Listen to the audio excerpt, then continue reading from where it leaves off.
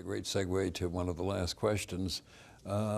William Allen writes, thinking in terms of race or gender, until we learn once again to use the language of American freedom in an appropriate way that embraces all of us, we're going to continue to harm this country.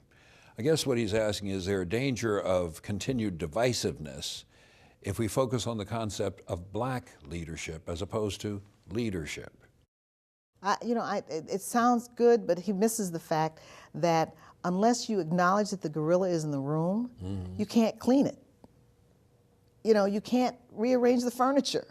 You can't, the reality is that without patronizing, without segregating, without diminishing any one group's contributions,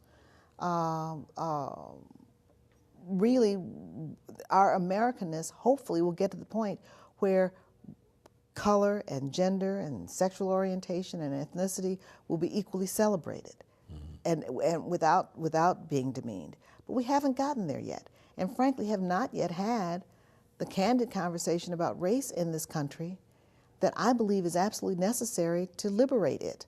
You can't get to the point that you want to get to pretending that there are not differences and problems and pain, but also opportunity, and all wrapped up in the issue of our history.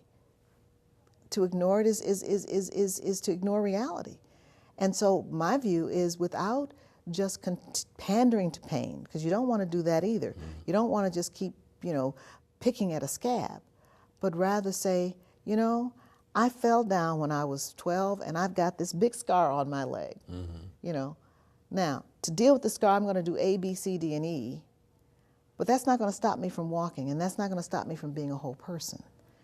And hopefully we'll get to the point in this country, we're sitting here in Thomas Jefferson's vision, right? His architecture for this school, this university.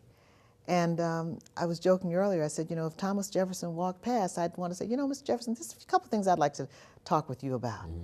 Here was a brilliant vision, and a vision, frankly, that was very much grounded in morality, that spoke to the liberation of the human spirit and spoke to people being able to contribute to community based on the best of what they had to give.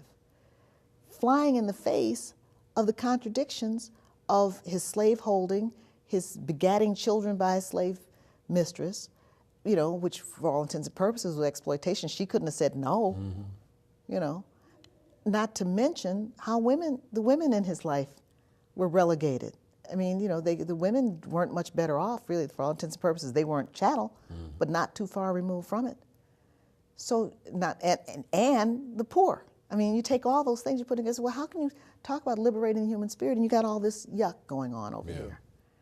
Well, I think that what you have to do is acknowledge what has been and try to move in the direction of your vision. And the vision is one of unity around issues of liberty and justice and truth. But until you get there, to ignore the reality is to ignore, really, it is to shortchange your opportunity to get there.